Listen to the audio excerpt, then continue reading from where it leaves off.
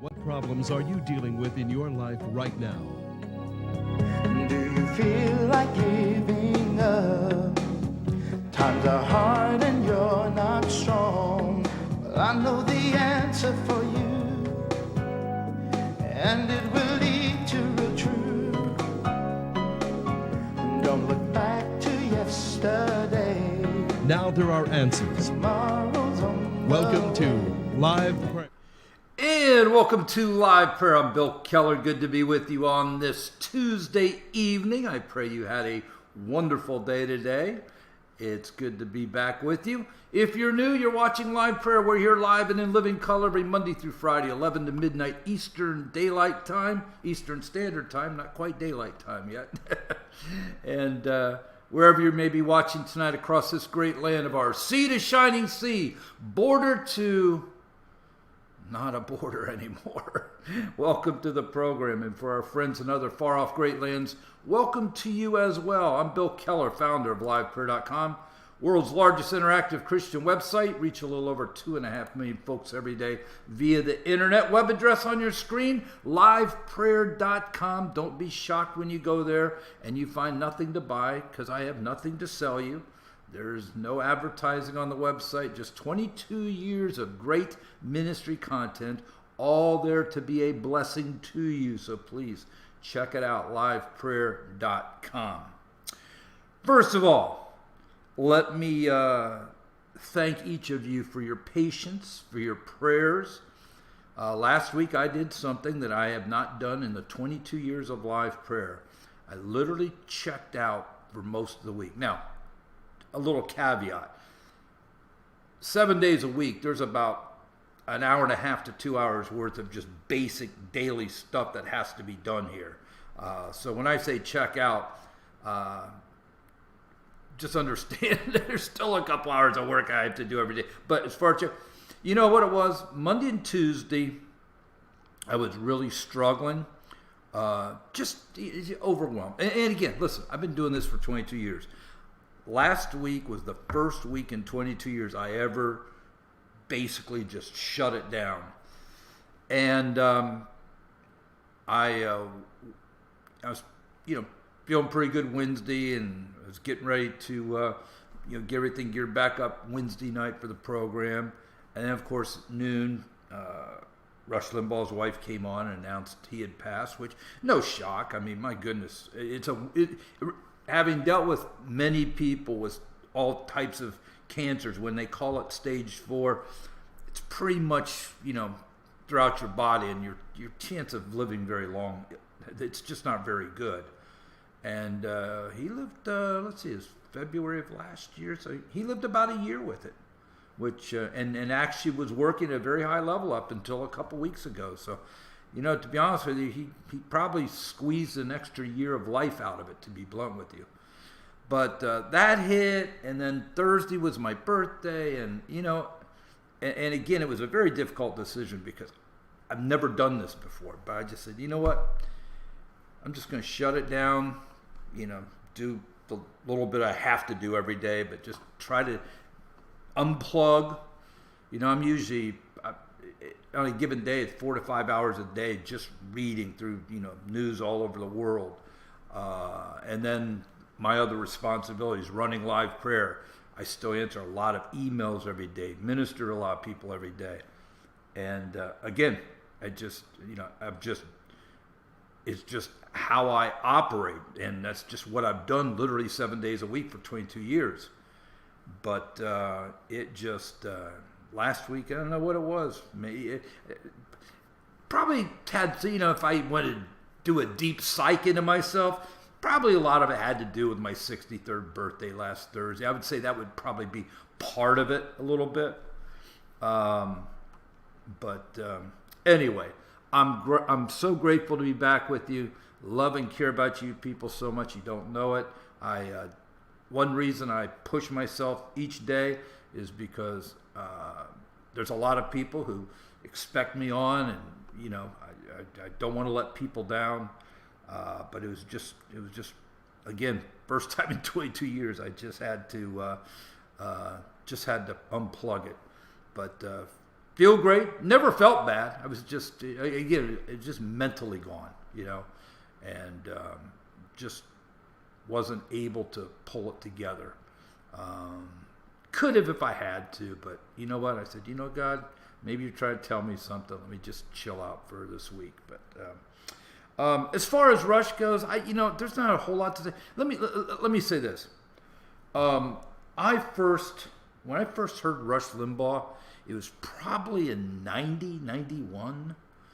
And I was always so busy with my life, and I was in the ministry then, and noon to 3, man, that's right in the middle of the day, and I just in the middle of doing what I had to do every day, right?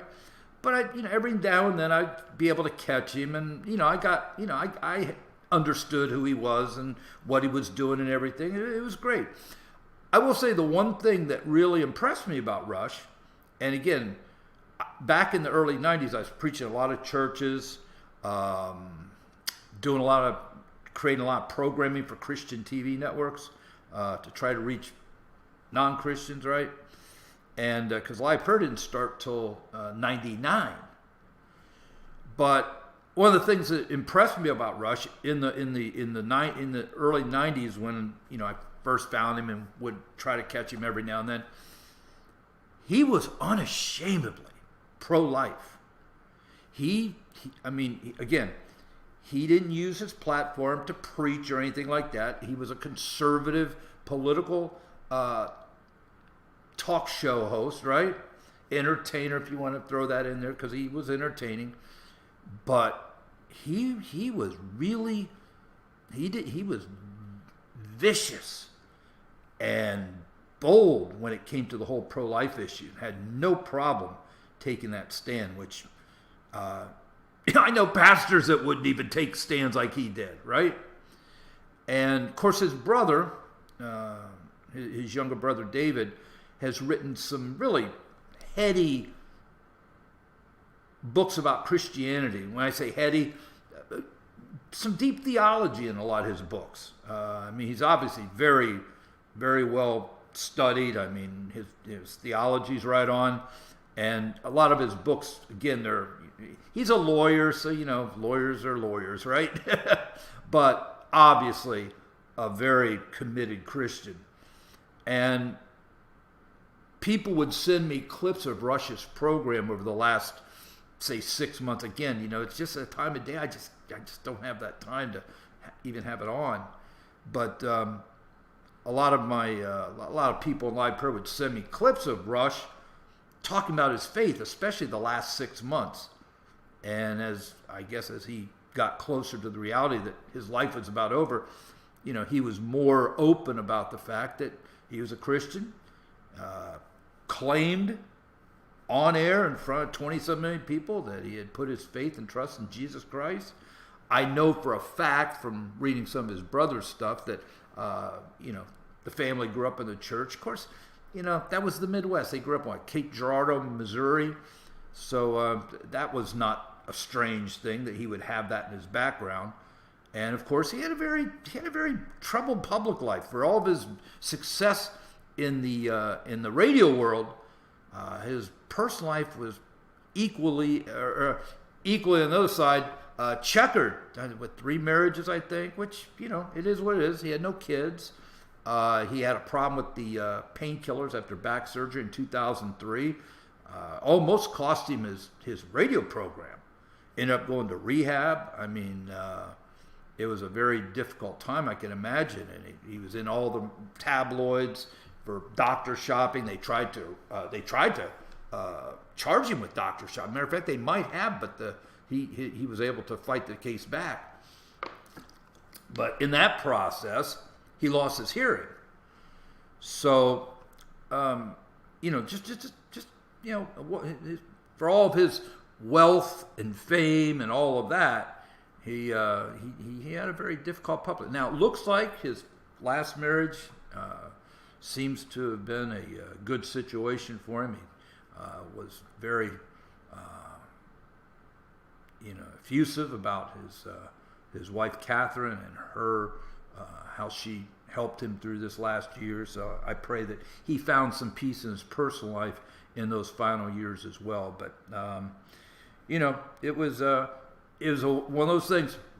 Right guy, right time, right situation, and he really, Rush Limbaugh, to be blunt with you, was the foundation of the conservative media landscape.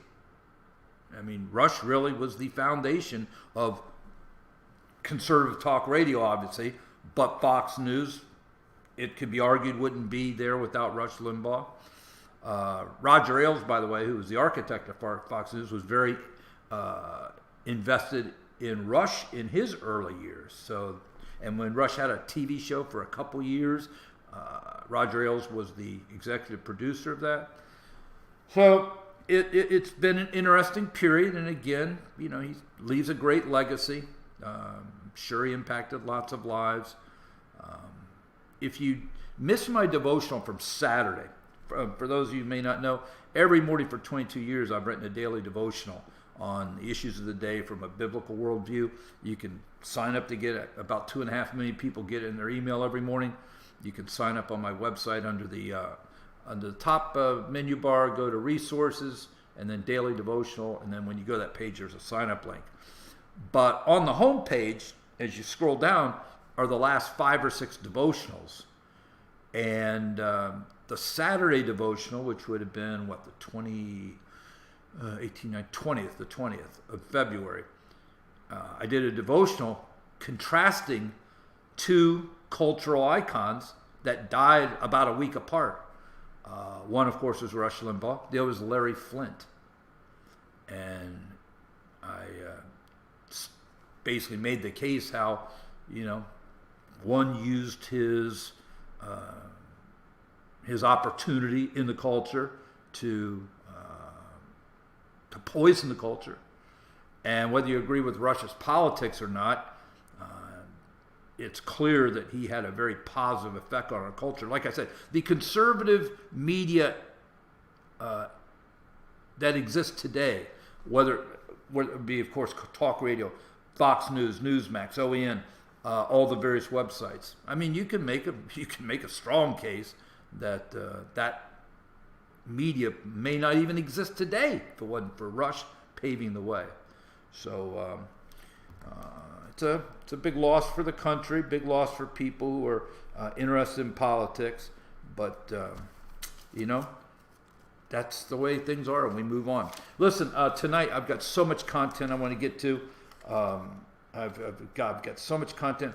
I'm not going to do an Equipping the Saints segment tonight. We'll pick it back up tomorrow. But I do want to just share the verses that I passed on the last couple weeks, so you can just do a quick run over between now and tomorrow night's program. Judges 3:2, Psalm 144:1, Numbers 32:6, Luke 14:31, and Ephesians 6, verse 10 to the end of the chapter. Okay, and I'll reiterate those before we leave tonight. All right, you're not alone, my friend. You're not alone. It's good to be back. It really is great to be back with you. Let's have a word of prayer. Father, thank you for tonight. Each night, I start this prayer thanking you for the opportunity to gather together tonight in your name, because truly each program is not only special and unique, but tomorrow's promised to none of us. And each night we gather is so special, and I'm thankful to be back with my dear friends tonight. I stand in the gap for them and their families and their needs. Lord, we have a lot of things to talk about tonight. I pray that you open our hearts and minds so that we can receive from you tonight. And we're just, again, grateful for this day, for the blessings, and we thank you for everything in Jesus' name. Amen and amen. All right. Listen, this is one of those nights where a ton of content, no clear path, but like always happens, God will tie it all together. Hang on with me tonight. This is one of those nights where you're going to have to hold on with your fingernails, because I've got a lot of stuff to get to. I'm going to give I'm going to give each issue the time it needs, and whatever we don't get through tonight, we'll pick it up tomorrow. Okay, so make sure you tune in tomorrow. All right. Let's see. Let's start with Washington D.C. and this look at the Capitol that makes us look like some third world country under siege. We still got 5,000 to 7,000 National Guard people. Of course, they've got that unscalable fence around the perimeter with the razor wire at the top, like it's a prison. And we don't have any legitimate reason why that still exists, other than let me share with you what that is all about. Why have they done? Why do they have this look? It's on purpose. And it's to basically send the message that there's 75 million people. Okay? And a lot of what we're going to talk about tonight is enforcing a narrative.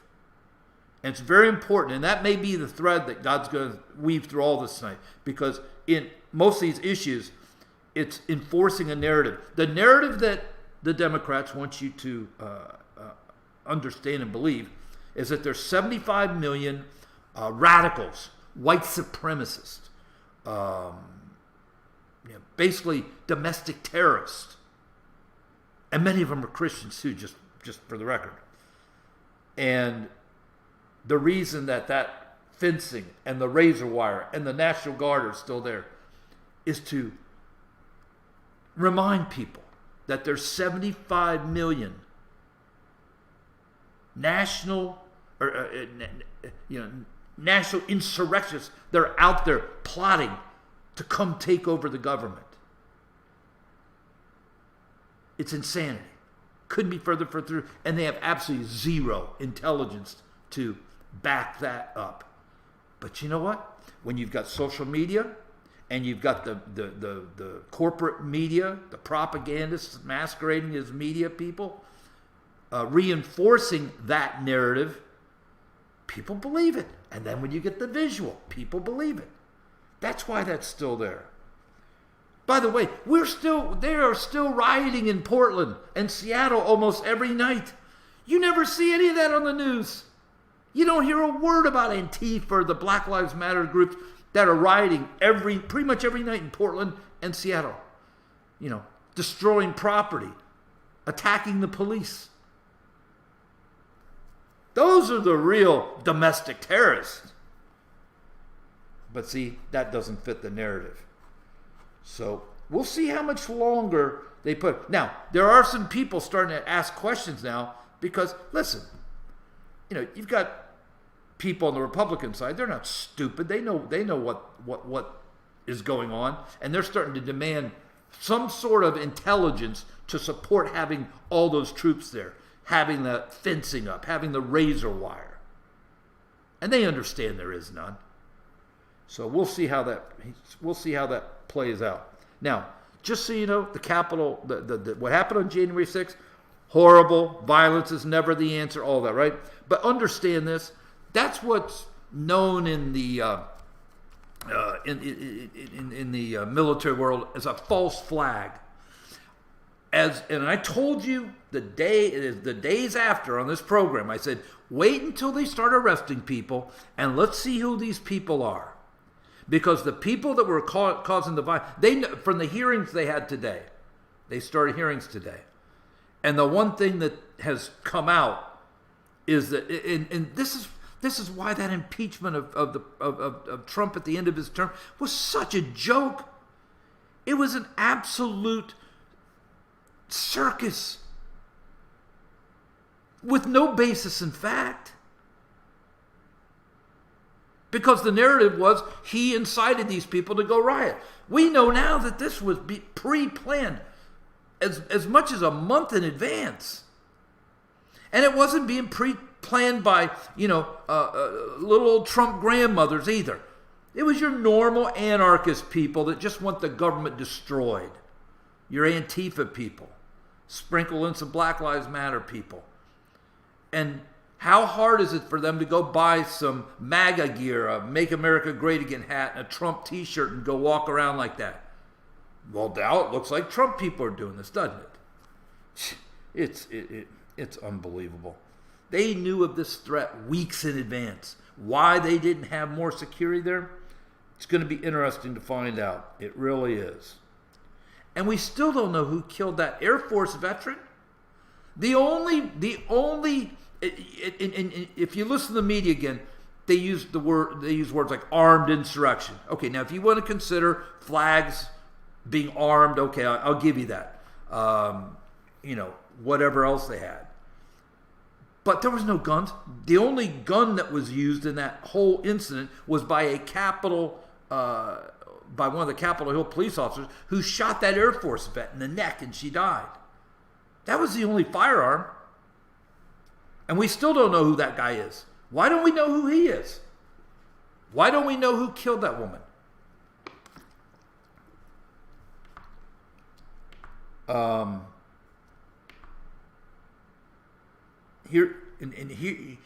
Here's where this thing is going to unwind. Pelosi knows this whole thing. She had to know, because she basically, as the Speaker of the House, runs the Capitol. Okay, she had to know that there was potential danger coming. She had to know that there was intelligence that was weeks old, talking about some sort of insurrection on January 6th. And she did nothing. They could have had the National Guard there then. So, again, there's a big cover-up going on. We don't know who killed the Air Force vet. We need to know everything about every one of these people they arrest. And the good thing is, being arrested puts them in the public domain. So there are investigative journalists out there, I guarantee you, are combing through all these arrest records to find out who these people are. And you're going to see the people that were inciting violence. Now listen, were there Trump people arrested? Sure they were. But if you really watch that video, there was a small group that was that was responsible for the violence that went on. There's a lot of people in there, but there's only so many people who were actually being violent, acting violently. And those are the people that you're going to find out had nothing to do with the Trump campaign or part of Trump's things. Now, what they want you to believe is you had all these white supremacy groups, all these white nationalists. They're the ones that did this. And you're going to find out at some point totally opposite. It'll play out, and information will come out. It's starting to come out already. Remember the initial thing was? The initial narrative was Trump gave a speech on the ellipse. It got people all jacked up, and they went over and did what they did in the Capitol. That's not what happened at all. See, and they impeached him on that narrative. That's why the impeachment was such a joke and fell apart. It fell apart because Trump's speech had nothing to do with what happened on the Capitol. That was already planned. All right. Governor Baby Butcher Cuomo. Wow, my. Maybe God is going to, give him a little lesson. Okay.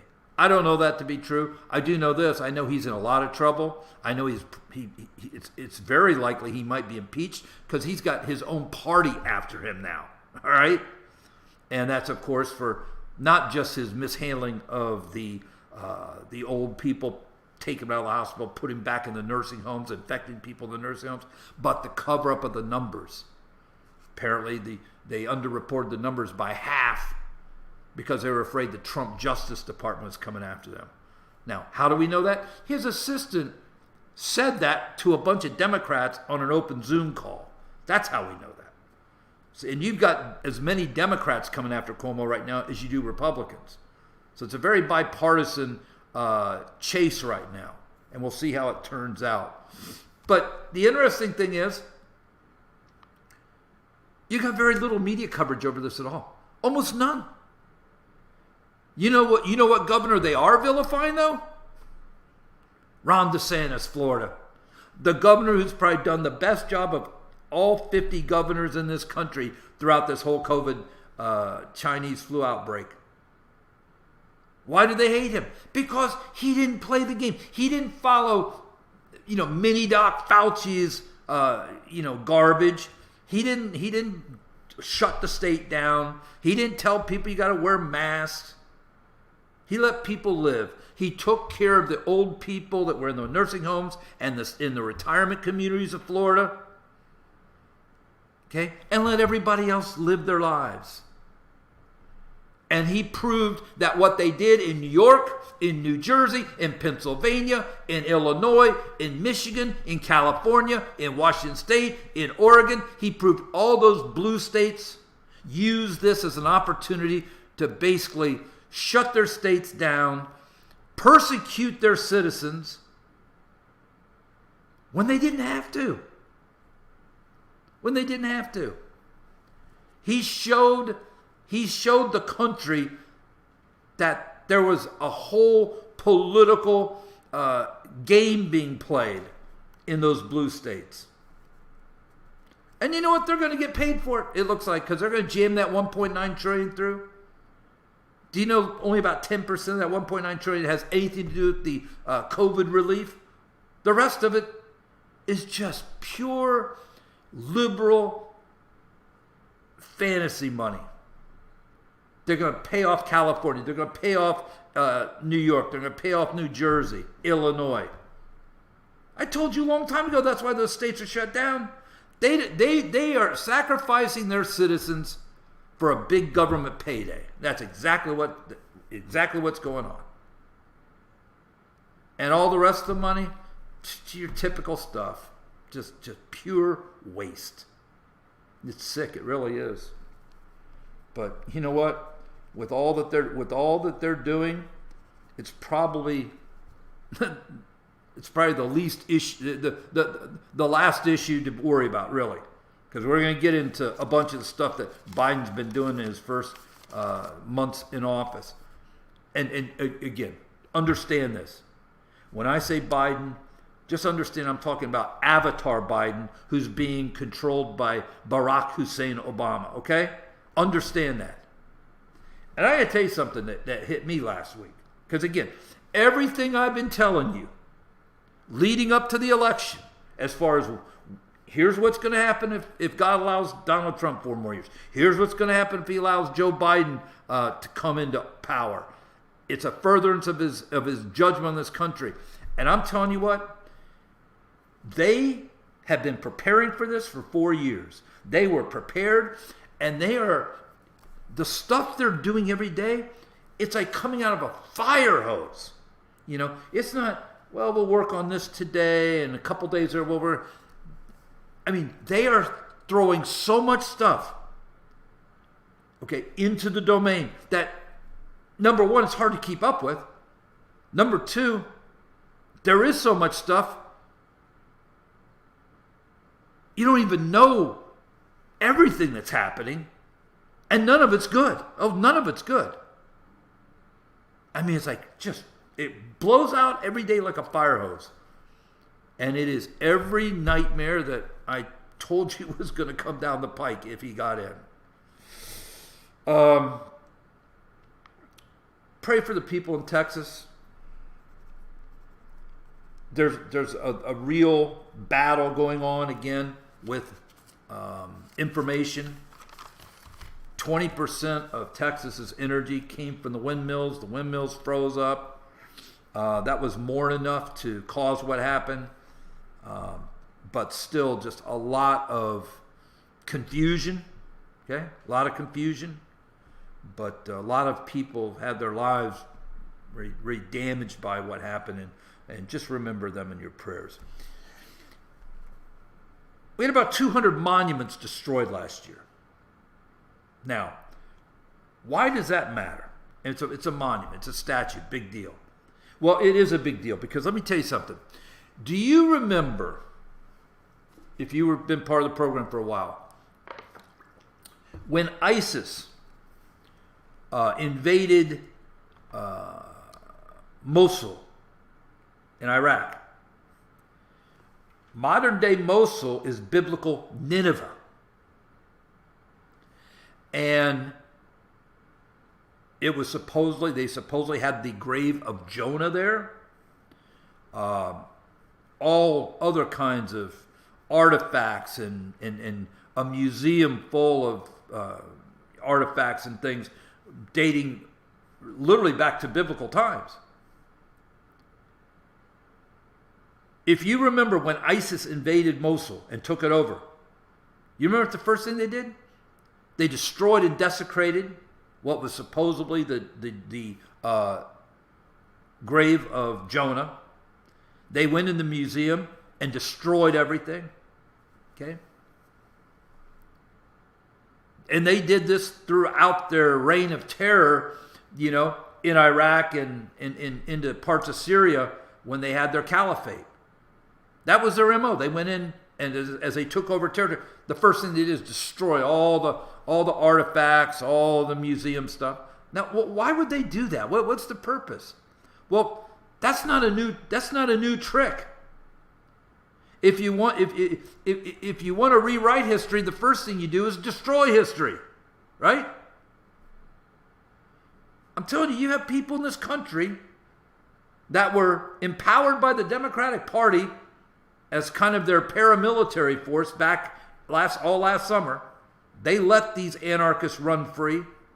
They still today, like I said, they're still going to town in Portland and Seattle almost every night now. You never hear about that on the news. But what's the purpose of destroying these monuments, these statues? You want to rewrite history? Destroy history. And if you watch, and again, see, there's so much going on in so many different levels. It's really hard to keep it all in focus. But that's what that 1619 project was. That, I can't remember her name, red hair, New York Times, where slavery was, the whole country's based on slavery and all that. It's just pure nonsense. The whole critical race stuff that's going on right now. It's all designed to rewrite history. Why do you think they're changing the name? Why do you think they're taking the names of these various people off of schools? You disappear them. They don't exist anymore. I remember, you know what? People laugh at Donald Trump, and I get it because, but I got to tell you something. Almost everything he would say at an obscure time when it didn't make sense ultimately came true. I remember when the debate was going on over the Civil War monuments, right? And I remember Trump was in one of his press things going back and forth the press, and he said, once you get done with the Civil War, then what? You're going to get rid of, George Washington? You're going to get rid of Abraham Lincoln? You're going to get rid of Thomas Jefferson? And people laughed at him. They said, no, this is just about the Civil War. No, it's not. No, it's not. They've gone on after Washington and Lincoln and Jefferson just as much as they did the Civil War stuff. Again, if you want to rewrite history, first thing you do is destroy history. And I got to tell you something. This is very troubling because kids don't learn American history in school anymore anyway. And now you're going to have competing narratives out there. Well, George Washington was the father of our country. He great man. No, George Washington was a slave owner. He was a horrible human being. He's a shameful figure in history. I'm just telling you, this is how it happens. Again, one thing I was able to do last week as I kind of checked out Unplugged, I did get some time to reflect. And even though I told you months and months and months ago all this was going to happen, to actually see it happen is really kind of chilling, because we've crossed so many barriers now that I never dreamed we would ever cross. Hey, listen, American history is American history. You know, George Washington, flawed, obviously. We're all flawed human beings. We're all frail flesh and blood. But God used him to basically found this, start this country going. Ben Franklin and Jefferson and Adams. Of course, Lincoln during the Civil. These are great historical figures. Whoever thought that they would be just ripped and torn to shreds? Until you understand the mentality and the goals of the people that want to take this country down. Listen, globalists don't care about history. All they want is they want the people to be subjugated to them. They want to wipe out everything. And that's exactly what's happening. I mean, again, so much of what I'm going to talk about tonight, and I'm sure tomorrow there's no way I'm getting through this tonight, but so much of what is going on is meant to whitewash history. Operation Choke Point. Just a little FYI, okay? This is a Avatar Biden Democratic plan to use the banks to not do business with the enemies of the Democratic Party. In other words, if you're a Trump supporter, if you're a Republican, if you are some type of business that, is obviously with a conservative bent, they want the banks to shut you down. Now, again, this is another just broken norm that is hard to get your head around. Normally in the past, people would fight and whatever, but at the end of the day, money would rule the day. You know what I'm saying? Banks are in business to make money. If you can make money, you make money. If it's somebody you don't like, whatever. That's not the way it works anymore. That's not the way it works in 2021 going forward. If you're determined by the Southern Poverty Law Center or some other wacko group like that you are part of the white nationalist movement, or you're part of this domestic terror group or whatever. In other words, if you're part of the 75 million, they want the banks to stop doing business with you. Now, if you remember, it was maybe a couple weeks ago. I can't remember the exact details. I didn't bother to look it up. I apologize. But there was a business that was involved in conservative political stuff, whatever it was. And their bank shut their account down. Told them they didn't want to do business with them anymore. If you remember, right after he got out of office, Donald Trump, all of his banks dropped him. All the banks he was doing business with shut his accounts down. This is called Operation Choke Point.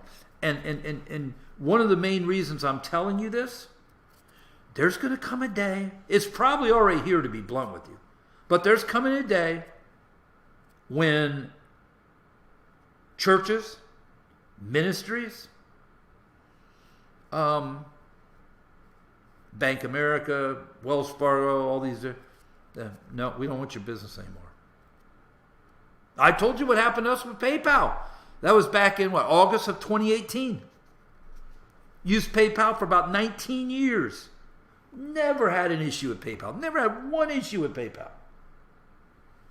And all of a sudden, woke up one morning, went to go to the PayPal account, said your account's closed. What? No explanation. Took about a week of my main tech kind of working some of the backroom phones to get somebody to tell him what was going on. And it was pretty simple. They don't want to do business with some. They don't want to do. They didn't like our business and decided to shut our account down. That's what it was. They didn't like our business. Well, we're not a business. We're a ministry, but that didn't matter to them. Operation Choke Point. So just put that up in your little memory feelers here, okay?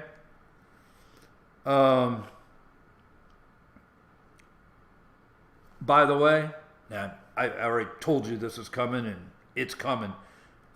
Guns. They are going to come for the guns. And you've got this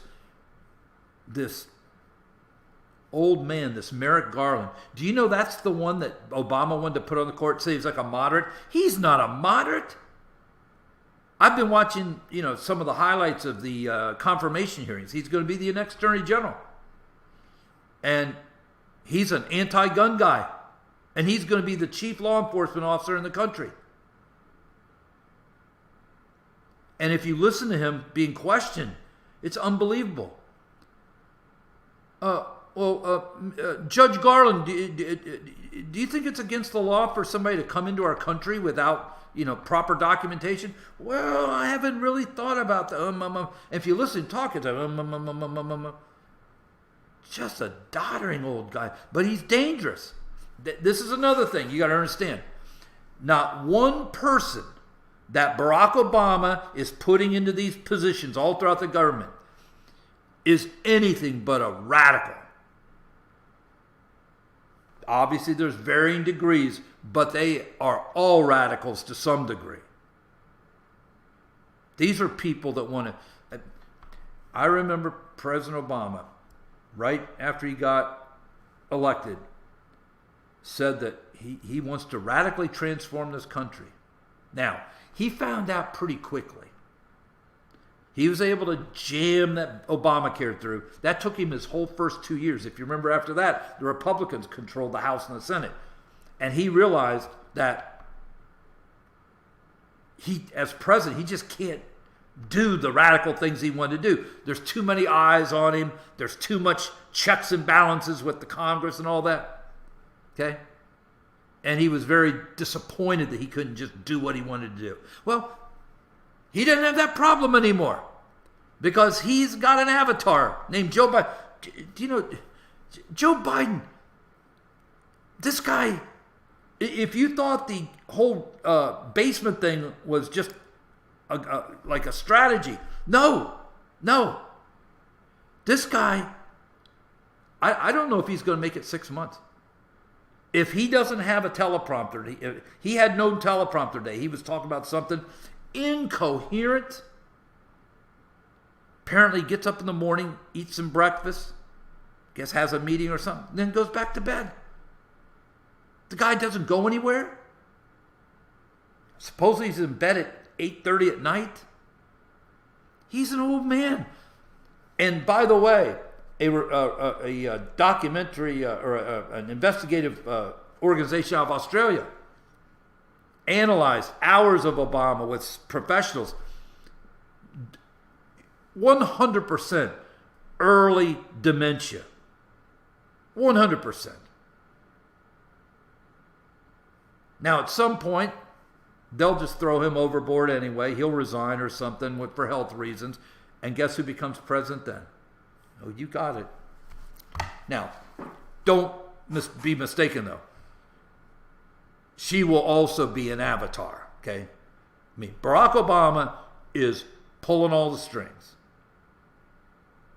And his whole dream is coming to fruition now because he's got the House, he's got the Senate, boom. By the way, speaking of the Senate, remember what I told you to pray about? Pray about the filibuster. Now, good news is, Arizona Senator Kristen Sinema, West Virginia Senator Joe Manchin, they both have stated on the record that they are not going to vote to remove the filibuster. Now, that's today. But pray, because while these people are doing great damage to this nation, as is, if they get rid of the filibuster, there's nothing they can't do at that point. So, but as far as your guns go, I would make sure you get whatever you feel you need, get the ammunition you feel you need, and that's tough to get right now, but be a good idea because they are going to come after the guns. They will. Let's see. You know, one of the things we've talked about in this program for years is the mental health, the deteriorating mental health of just people in this nation, right? And after a year of what we've been through with the Chinese flu, it is an epidemic now, and we don't have the infrastructure to deal with it. And I'm talking all ages. I mean, this mental health epidemic is spread through all age categories. You know, I will say though that I think the kids have been hit the hardest. There's no doubt about that. And to take that one step farther, the poor kids have been hit the hardest of all. You got to understand something. While the public schools in like Chicago and L.A. and New York and other places aren't open right now, Philadelphia aren't open right now, the Catholic schools in all those places have been open from day one. Now they shut down at the end of last year, so they lost the last month or two, but they've been open all fall. You know, other Christian schools and private schools, they're all open. They're all open. And in many cases, like I've shared with you, in some communities, parents got very creative and they kind of made their own school. You know, they went out and hired actual teachers and kind of brought all the kids in the community into place. Okay? Right? These kids are fortunate because they have parents that have, you know, some income so they can be in school and be in a regular school setting with their peers and whatever, right? So at the end of the day, who's really getting destroyed the worst? You know, poor kids, whether you're poor black, poor Latino, poor white, poor Asian. If you're poor, you're stuck. And these are the kids that need that structure so bad because they don't have it at home, number one. A lot of them are dealing with real problems at home, abuse of all kind. A lot of them need the school for their food. A lot of them get a lot of their counseling and stuff at school to help them get through and stuff. Those are the kids that are getting shut out right now. It's such a shame. And these teachers, there's hundreds of millions of dollars for teachers in that 1.9 trillion too, of course. Whether they open the schools or not. Again, you know what? Like I told you at the beginning of the program tonight, I wish I could just isolate something and say, you know, this is the real thing we need to focus. It's like a fire hose. I'm telling you. Everything I'm talking to you about tonight is critical and important. It really is. I got to tell you something, though. The only saving grace these schools not being open is at least they're not indoctrinating these kids. Now, the Christian schools, most of the private schools, they have a pretty traditional curriculum. You know what I mean? It's a fairly traditional curriculum. Now, I'm sure some of the woke stuff creeps in here and there, but it's fairly traditional, especially when you get in the Catholic and Christian schools. But the public schools, again, they won't learn about George Washington other than the fact he was a nasty slave owner. But they'll probably find they'll learn the lessons of Black Lives Matter, and they'll look the indoctrination. You got to understand something. They have fully indoctrinated kids in colleges. Okay, again, unless you're going to like ORU or Liberty or Hillsdale or some Christian school. If you're going to a regular secular university, it's pure indoctrination, has been for decades now. Well, now they're moving all that indoctrination down. I told you when all the Black Lives Matter stuff was going last summer, when these kids go back to school, they're going to get inundated with critical race theory and white fragility and all of this nonsense. So, I mean, when they do come back and go to school, especially the public schools, they will be their curriculum will be full of this kind of stuff. if you're an employee of Coca-Cola and you're white, you have to learn how to be less white. Can't be too white. Got to be less white. These corporations, man. This is another thing that kind of stunned me a little bit. Okay. Again, at the end of the day, corporations are there to make money, right? So if they didn't like you, they do business with you because they can make money off you. Well, that's not true anymore. And these corporations, they were very structured with their human resources department, but they're being inundated now with all of this garbage. It's unbelievable. Yeah, if you're a Coke employee, you have to learn how to be less white. How do you learn how to be less white? See, and here's the other thing too. The insanity of all this, right? The insanity of all this. But this is happening, okay? It's happening. Culture war on Christians.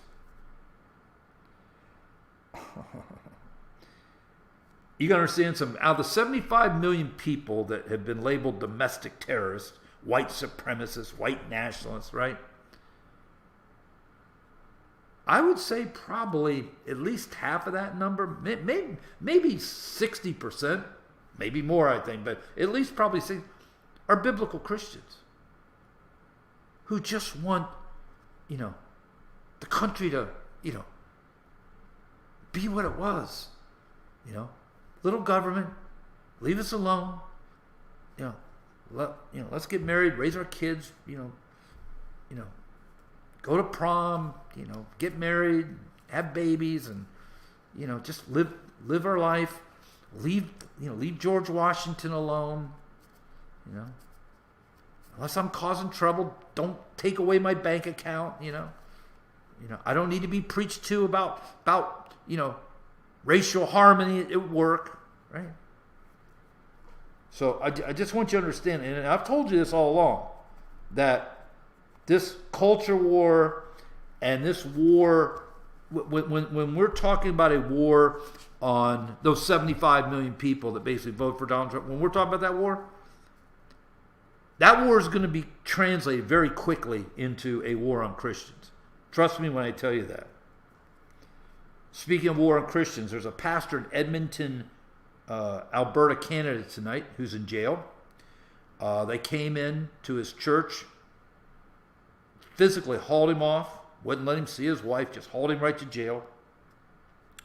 And he was taken to jail for breaking health department rules by having church.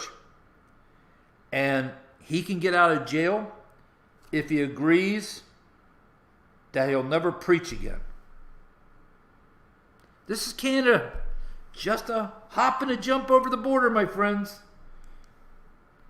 Hey, we've already had pastors in this country put in jail. Now, they got out pretty quick. Now, poor Canada, they don't have, a constitutional protection for worship like we do in the First Amendment. Okay? So we have that going for us. And like I told you, if these people will fight, they can, they'll ultimately prevail. But this is where it's coming down. I'm just letting you know. South Carolina passed one of those heartbeat laws. Basically, if they can detect a heartbeat, they can't abort the baby. They passed it. The governor signed into law, and within an hour, a judge put a hold on the order. So that's going to the Supreme Court. We're going to find out how Gorsuch and Kavanaugh and Amy Coney Barrett do. I don't want to get into that right now because we're almost out of time, because they didn't do a very good job yesterday with the election stuff. Not a good job at all, but we'll get into that a little later. So, you know what? I'm going to hold it right there because I've still got, we're going to have another big night tomorrow night. So come equipped. Pray up and come equipped. All right, let me give you those scriptures again real quick. So jot these down. And this is for the equipping the saints. And tomorrow's Wednesday.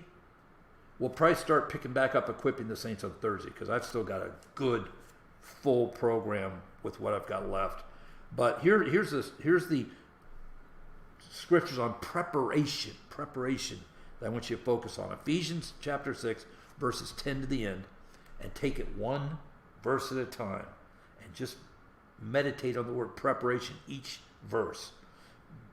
Judges 3:2, Luke 14:31, Numbers 32:6, Psalm 144:1. Okay? All right. Whew.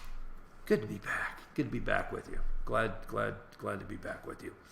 All right, so we will, like I said, I think tomorrow night we will be able to cover pretty much everything else I've got to talk to you about. And listen, I understand. A lot of this stuff is very depressing. I get it. I got it. I got it last week, you know. Again, I'm a very upbeat person. I don't get depressed and all that. But I might have got a little depressed last week, too, on top of everything else. Birthday, all that's going on. So I get it. Understand this. God is still on his throne. He still has the final word. And yes, our country's in a lot of problems. But that shouldn't be a surprise. We brought the problems on our own. We've got problems because we lived in complete rebellion to God and his truth. At what point, I kept telling you, at some point, God's just going to say enough's enough. Well, he did that a year ago. And it's not pretty now. But you know what? We can turn that judgment back to blessings. And that's, I believe in my heart, that's one reason God raised me up 30 years ago, this ministry up 22 years ago, because we're going to help spearhead that lead, that take over this country back to biblical truth, back to God. Because that is our only hope. And that's why we are so feared. We're going to talk about that tomorrow, but that's why we're so feared. Because the globalists know the only thing that can defeat them is God's people standing up against them. Now, see, that's why they were able to run through Europe so easily, because the church has been decimated. So they didn't have hardly any, they didn't have any blowback. They didn't have anybody standing up against them. That's why it was so easy for them to take over Europe. And they're trying to do it here. And it's very radical. It's very disturbing. It's not what our country is. And we got stuff tomorrow night that's, it's just, I mean, they're trying to take Fox News off the air. And I got to tell you something. You told me that a month ago. I laughed. Not laughing right now. We'll talk about it tomorrow, though. All right, listen. If you've never made a decision for Jesus, I want to give you a chance to do that real quick before we got to get out of here.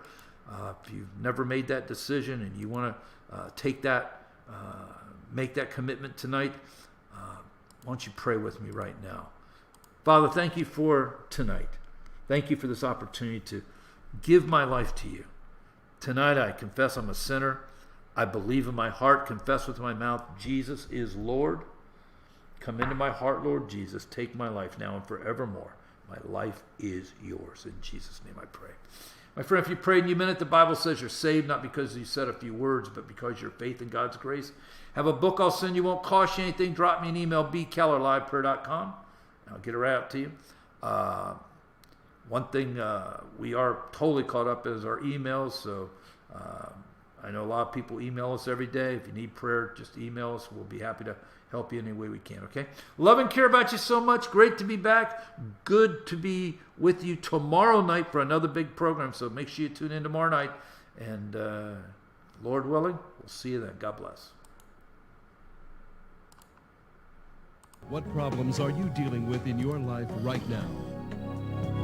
Do you feel like giving up? Times are hard.